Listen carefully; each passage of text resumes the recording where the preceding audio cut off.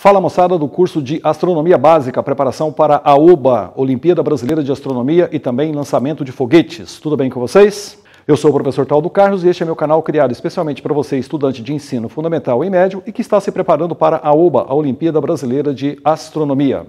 No final da aula, se você tiver dúvidas sobre o conteúdo aqui apresentado ou quiser fazer sugestões de novos temas que gostaria de ver por aqui publicado, deixe seus comentários que eu retorno sempre que possível. Moçada, outra coisa, se inscreve no canal, deixe seu like no vídeo e também não se esqueça de clicar no sininho para receber notificações de novos vídeos. Estou sempre postando material por aqui. Vamos à aula de hoje.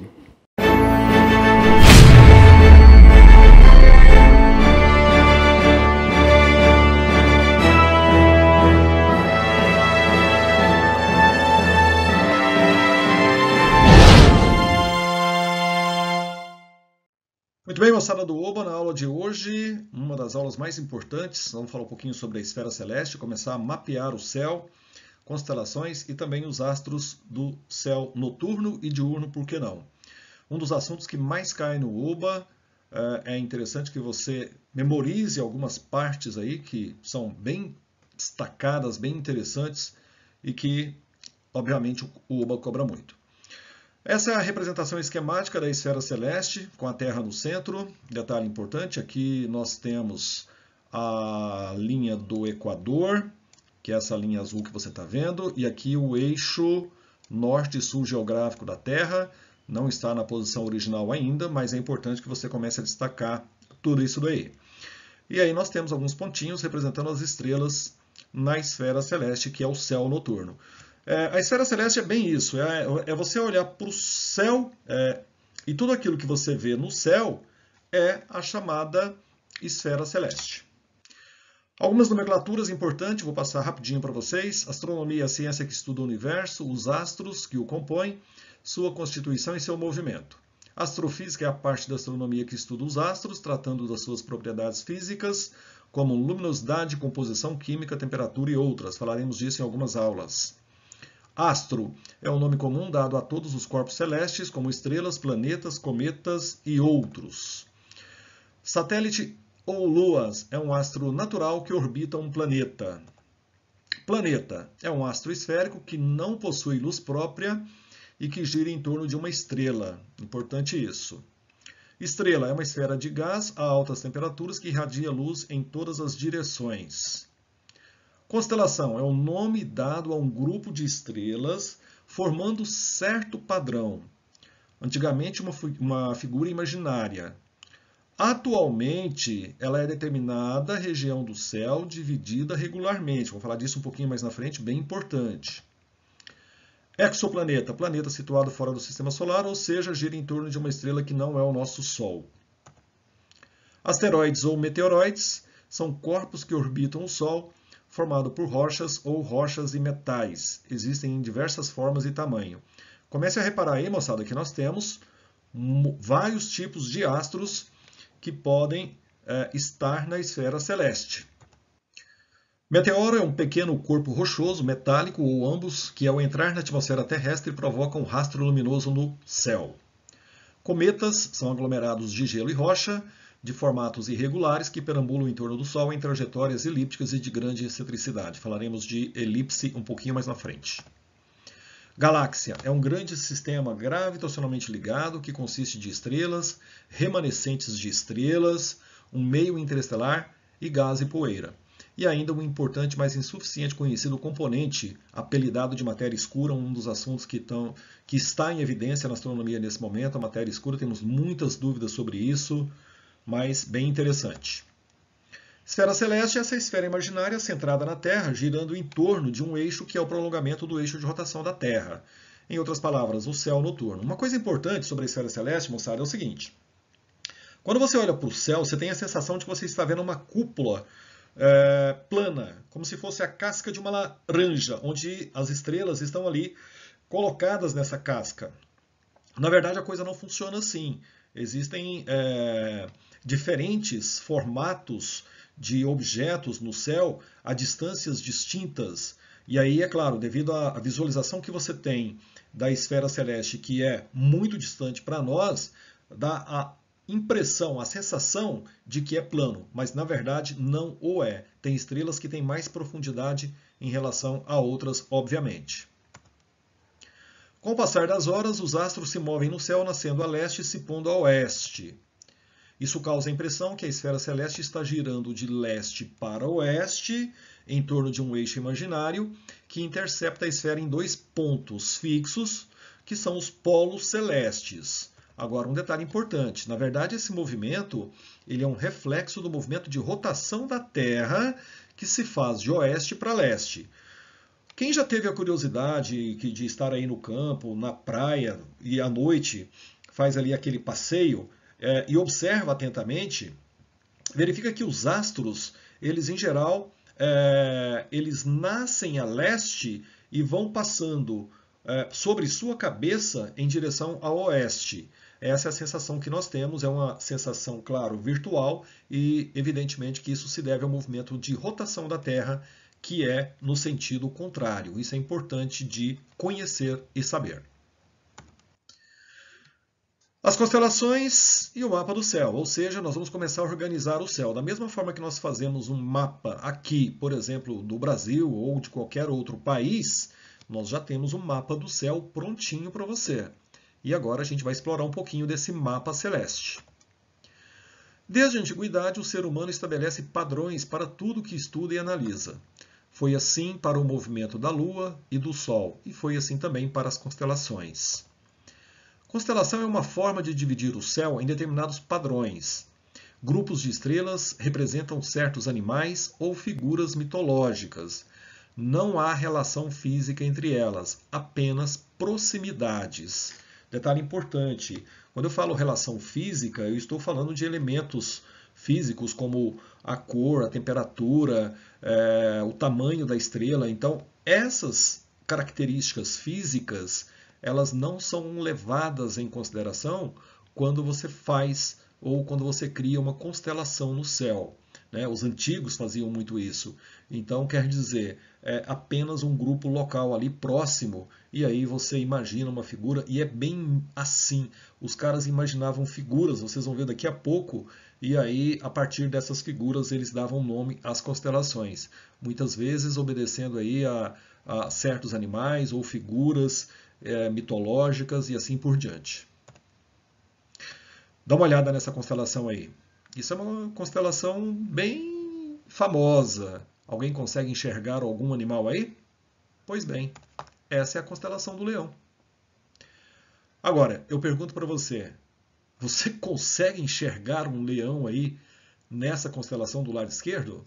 Os caras enxergaram e deram para ela o nome de constelação do Leão.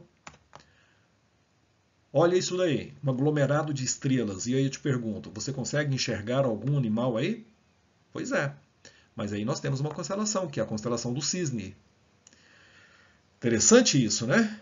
Uma coisa extremamente importante é que na escala de vida do ser humano, uma constelação é imutável, porém na escala universal ela muda. O detalhe é o seguinte, vamos lá, vamos pegar uma geração, ser humano, 70 anos, 75 anos, 80 anos. Praticamente, se você, quando criança, olhar uma constelação no céu e depois quando você está lá nos seus 80 anos e olhar, você vai ver praticamente a mesma constelação, não mudou de posição. Só que na escala do universo isso muda, e isso é importante, porque as estrelas têm movimento relativo entre elas também. O problema é que elas estão tão distantes, mas tão distantes da gente, que numa escala de tempo dessa de 70, 80 anos, praticamente você não tem mudança de posição.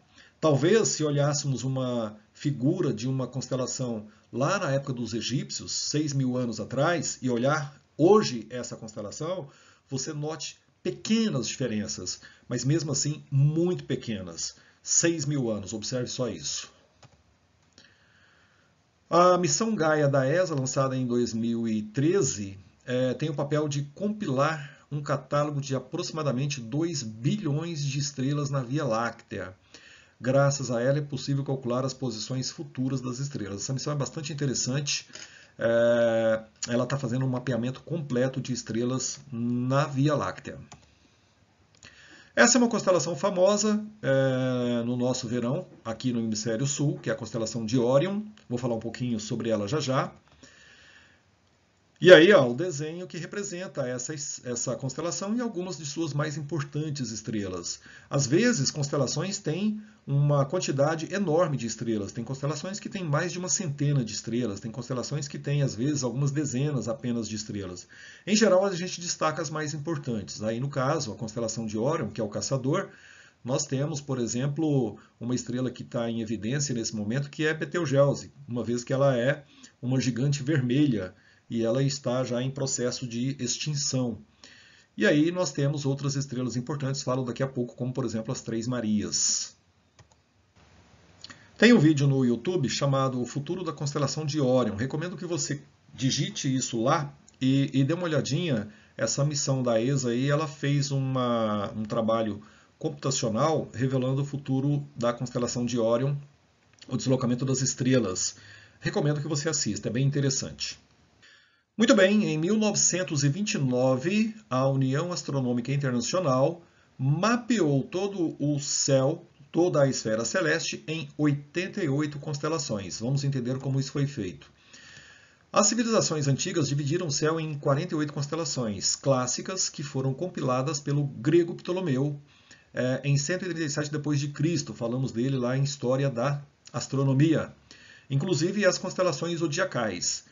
Moçada, isso aconteceu no hemisfério norte. Não podemos esquecer que o pessoal que primeiro estudou astronomia, pelo menos pelos relatos históricos, são essas comunidades que viviam na parte entre a linha do Equador e o norte da Terra, ou seja, no hemisfério norte. E esse pessoal enxergava um total de 48 constelações ao longo desses milênios aí de evolução. E aí o seguinte, com as grandes navegações e a descoberta, entre aspas, do hemisfério sul, uma vez que ele estava sempre aqui, os indígenas já habitavam essa região da Terra, 40 novas constelações foram acrescentadas. Em 1929, a União Astronômica Internacional, UAI, estabeleceu uma cartografia completa da esfera celeste, contendo 88 constelações no total. Essa é a quantidade de constelações hoje em dia que a gente considera para fazer estudos do céu, ok? Isso é muito explorado no OBA. Assim, o céu foi finalmente mapeado. Hoje, os astrônomos utilizam as 88 constelações como referência para estudar o céu. Atualmente, as constelações não são grupos de estrelas, mas sim áreas do céu, que os subdividem de um modo histórico na medida do possível. Por definição da UAI, uma constelação é uma área poligonal delimitada por segmentos ao longo das coordenadas equatoriais celestes, escolhidas de modo a conter as estrelas historicamente associadas às constelações mitológicas ou clássicas. Porém, no hemisfério sul, a UAI deparou-se com vastas zonas onde não havia tradição cultural alguma entre os povos austrais. Austrais é quando a gente se refere à parte do hemisfério sul, e boreal é quando a gente se refere à parte do hemisfério norte terrestre. Continuando aí, que criasse constelações ou separações racionais entre as regiões de estrelas, e por isso foram criadas divisões arbitrárias no céu pelos astrônomos modernos. Isso é importante notar que vocês verão daqui a pouco em outros slides que alguns povos indígenas tinham sua maneira de subdividir o céu em regiões. Os chineses também fizeram isso. E aí o que acontece? Para a cartografia oficial hoje da UAI, o céu está dividido, como eu disse, em 88 constelações. E lembre-se, ela em geral não está definida por valores culturais, e sim por áreas poligonais. Você vai ver já já algumas figuras que mostram isso daí. Pessoal, eu vou mostrar já já para vocês uma tabela completa com as 88 constelações. E aí acontece o seguinte, olha só. Nessa tabela, para cada constelação, apresenta-se ainda a numeração sugerida pela UAI, que progride do Polo Norte Celeste para o Polo Sul Celeste, e a sua classificação. E aí um detalhe importante.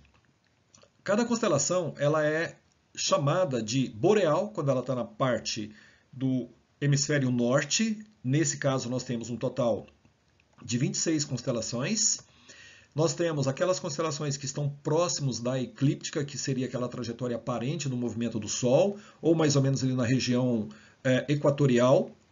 terrestre, e nós temos aí 12 constelações que são as constelações do zodíaco. E nós temos as constelações austral, situada no hemisfério sul, que é um total de 50 constelações. Se você somar aí 50 com 12 com 26, você vai ter um total de 88 constelações.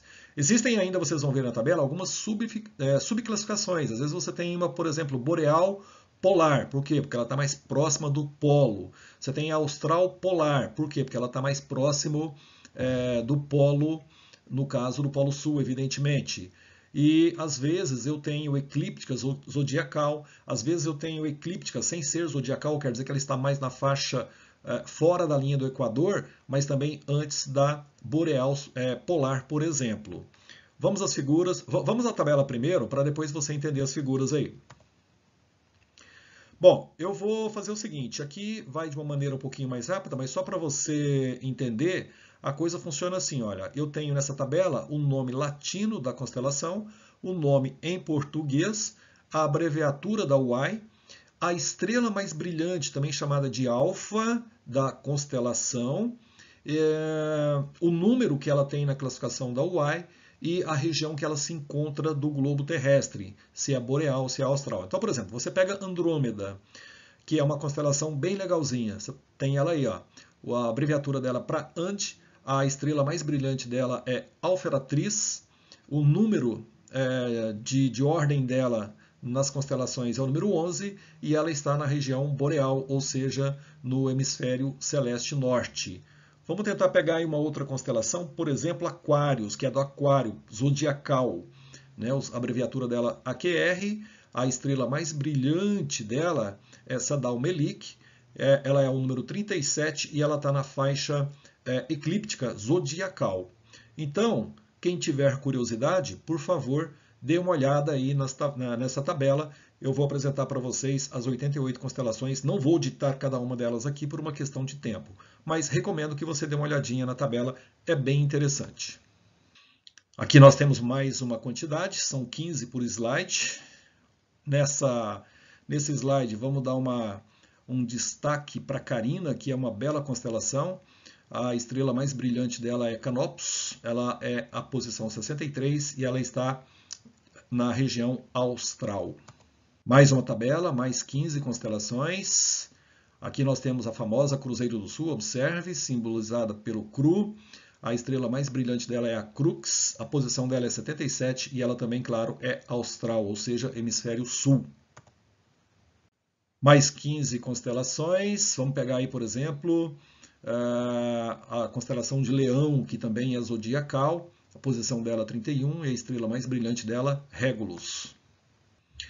Mais 15, e aí nós temos a grande constelação de Órion, do Caçador, com a estrela Betelgeuse como sendo a sua estrela mais brilhante, posição 41, e ela está na região austral equatorial, ou seja, ela está no lado do hemisfério, mais no hemisfério sul, próxima à região do Equador.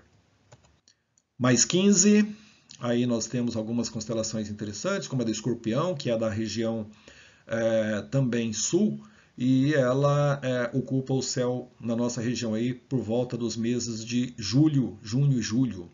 Bem interessante. A estrela mais brilhante dela é Antares, uma estrela bem brilhante, e a posição é 34. E as 4 últimas, onde nós temos aí, por exemplo, a constelação da Virgem.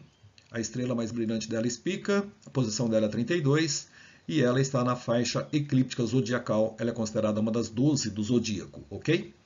Muito bem, essa é uma bela imagem, super atualizada. Puxei agora há pouco de um aplicativo aqui que eu acompanho, que é a posição do Sol nesse momento na esfera celeste.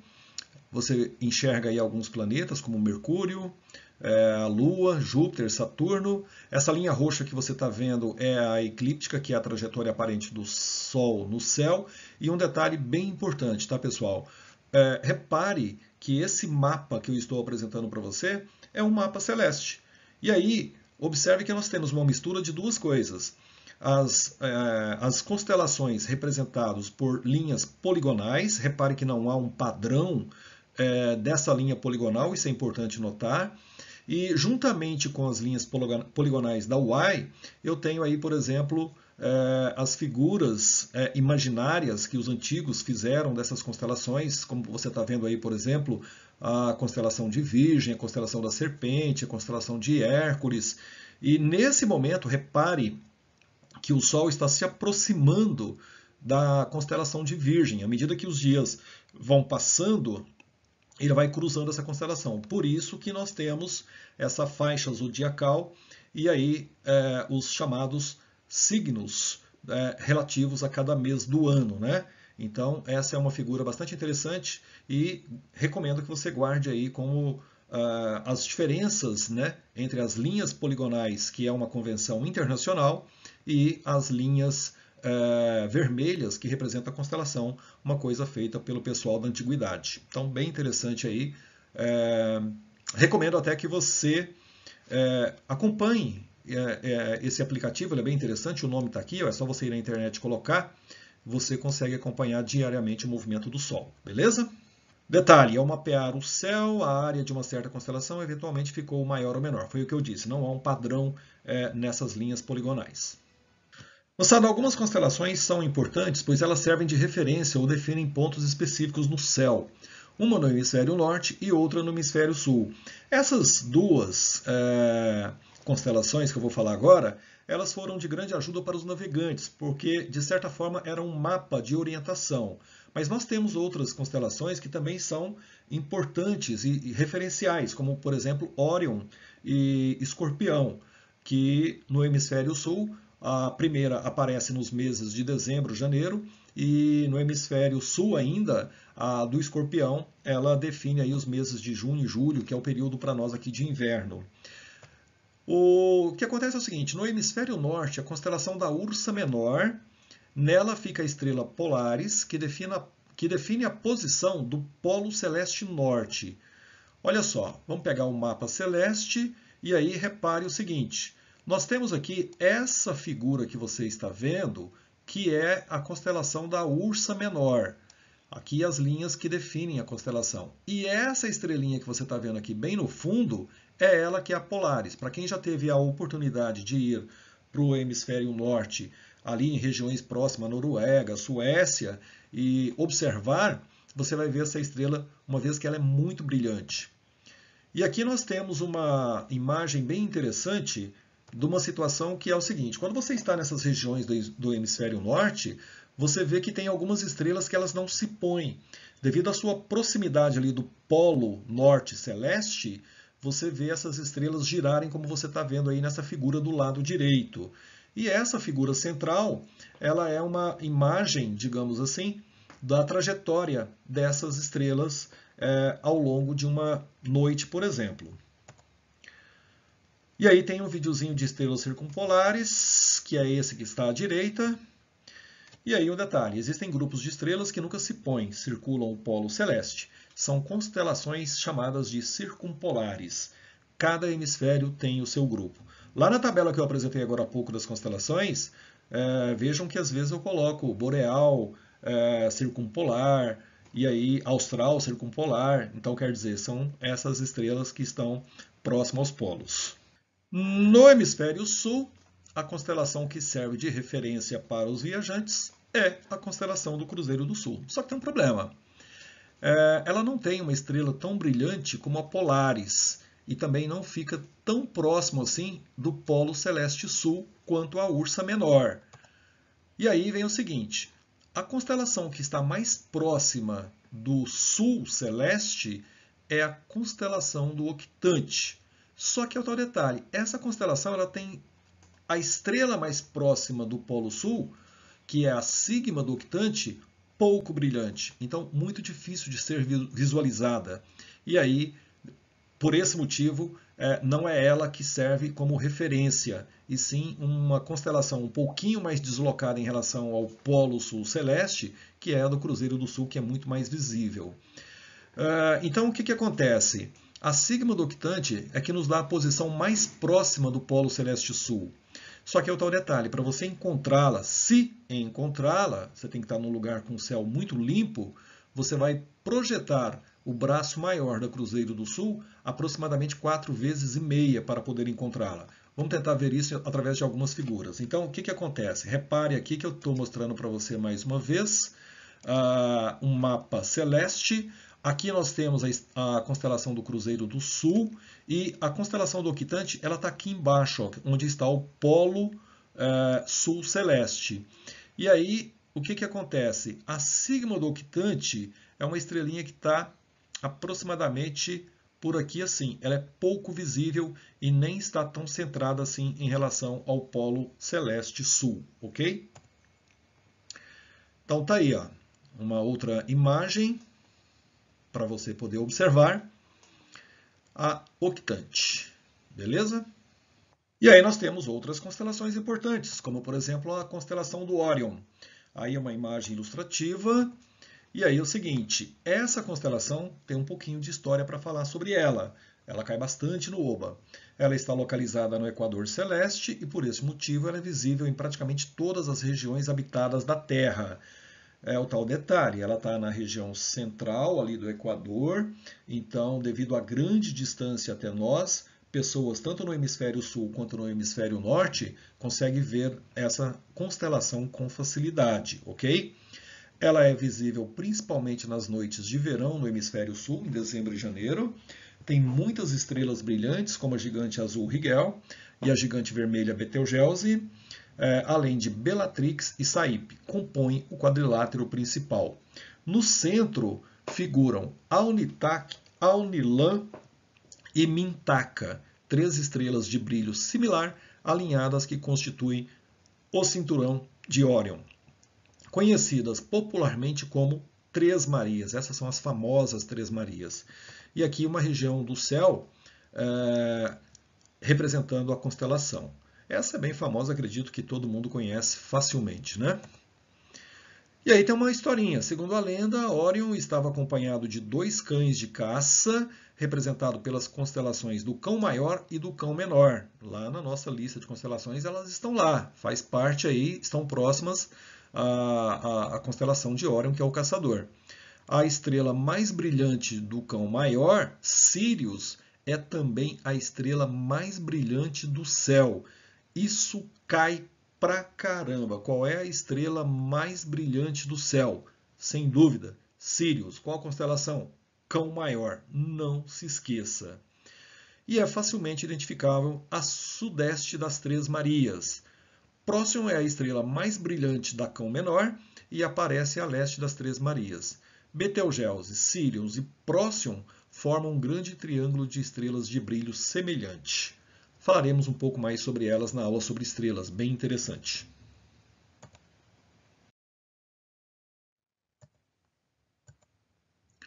Essa é a constelação do Escorpião. Para nós ela aparece aqui no inverno, nos meses de junho, julho. Detalhe importante, tá? As constelações do Escorpião e de Órion são constelações opostas. Então, por exemplo, você não consegue ver no céu, em determinado momento, as duas constelações ao mesmo tempo. Essa é uma imagem da esfera celeste representando as linhas da constelação do Escorpião, né? Que seria essa linha mais ou menos aqui imaginária, beleza? Então essa é a constelação do Escorpião. Ela está aí. Alguém consegue traçar a linha que representa essa constelação? Ela começa por aqui, nessas 3 estrelas, e vai fazer essa grande curva aqui embaixo, ok? Um detalhe importante sobre a constelação do Escorpião. Ela é facilmente visualizada nos meses de junho e julho, como eu disse, no hemisfério sul, e verão no hemisfério norte. A cauda do Escorpião está voltada para o centro da Via Láctea. Então, moçada, repare que se você observar mais ou menos aqui na cauda do Escorpião, você está vendo o centro da nossa galáxia. Inclusive o nosso buraco negro na nossa galáxia, que é Sagitários. Então, bem legal isso daí. Apesar da convenção da UAI, em alguns locais ou culturas, observam no céu outros padrões. a interpretação pode ser bem diferente. Cuidado para não fazer confusão aqui. Como eu disse, nós temos, por exemplo, os indígenas, eles também tinham e têm o hábito de organizar as estrelas no céu de acordo com suas figuras, que não é, claro, a mesma visualização, por exemplo, de uma convenção internacional como a UAI, ou até mesmo de outras regiões em que essas constelações possam ser vistas por povos diferentes. Por exemplo, os chineses, eles também têm o seu mapa astral. Esse é um mapa celeste chinês. Os chineses dividiram o céu em 31 regiões, que são as 3 fortalezas e as 28 mansões. As 3 fortalezas estão no Polo Norte Celeste e podem ser vistas o ano todo, pois a China fica no hemisfério norte.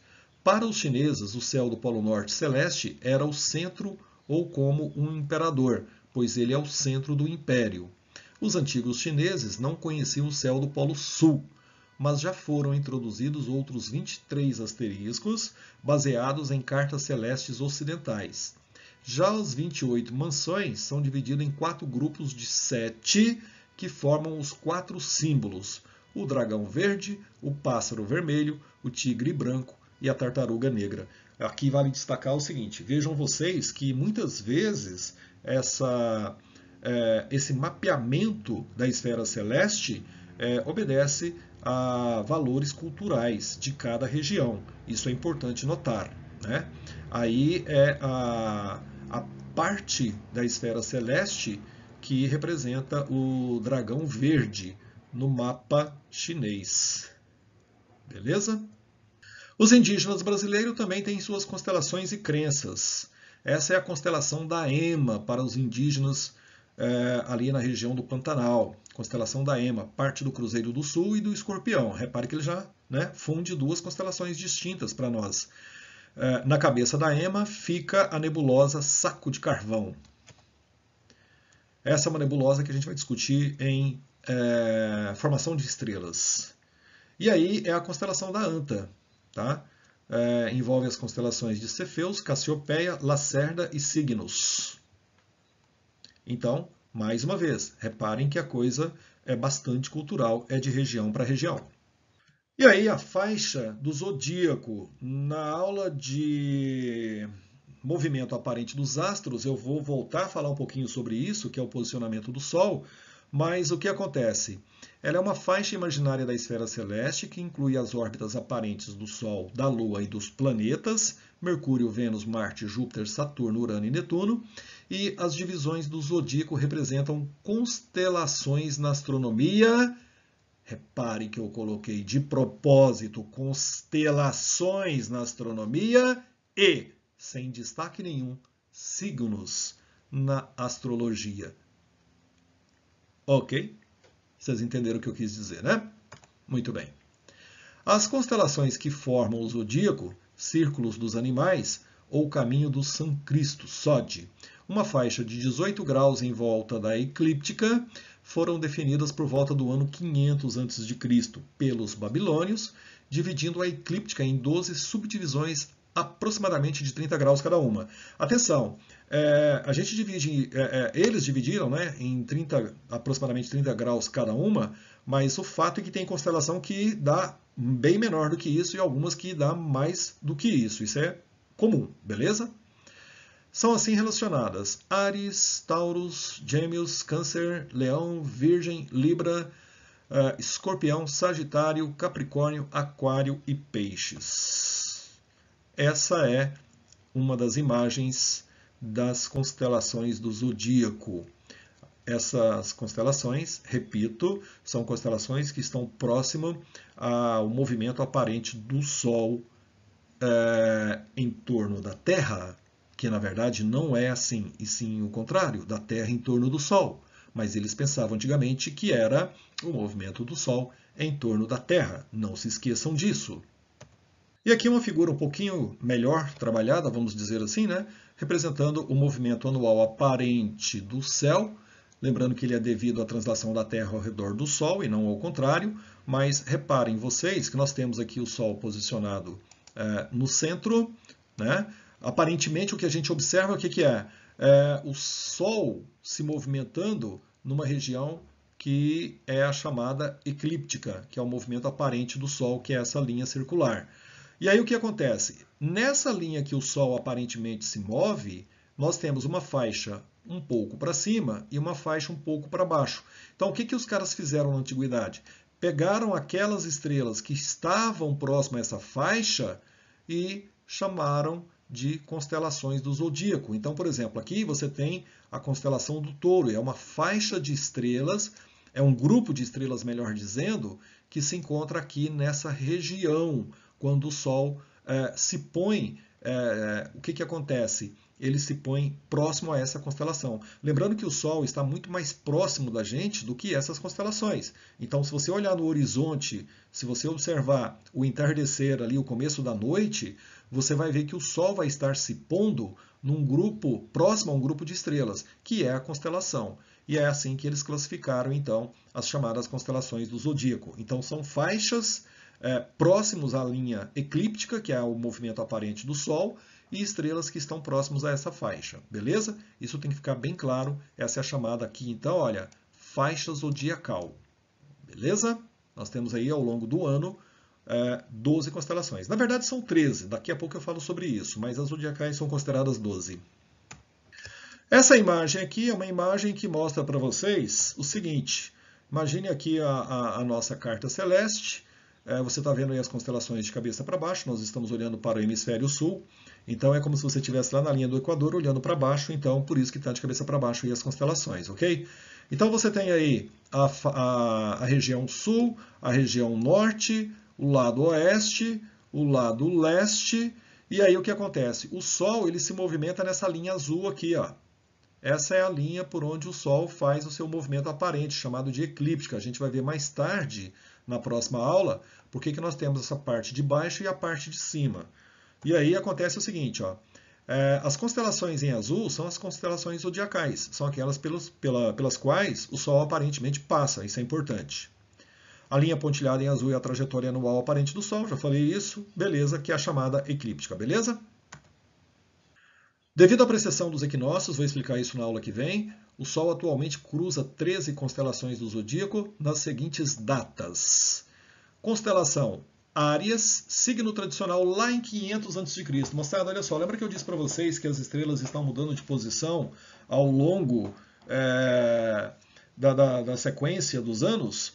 Repare, quando os signos foram criados, quando essa faixa zodiacal foi criada lá por volta dos anos 500 a.C., e não podemos deixar de citar que mesmo sendo criada nos anos 500 a.C., provavelmente nós podemos contar aí que quando foi feito isso, já havia pelo menos mais, no mínimo, 500 anos de estudo. Naquela época as coisas andavam muito devagar.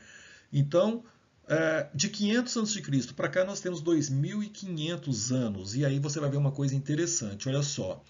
Por exemplo, a constelação de Áries, que naquela época ocorria entre 22 de março e 21 de abril, atualmente já não é mais nesse período que o Sol passa por essa constelação.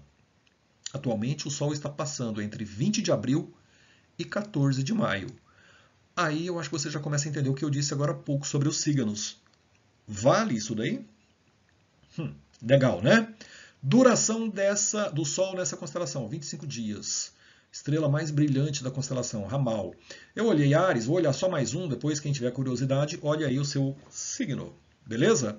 Por exemplo, vou pegar o meu, que é chamado de Libra, constelação da Libra. Na época em que foi criado, ela era de 22 de setembro a 21 de outubro. Beleza, pegava meu aniversário na época.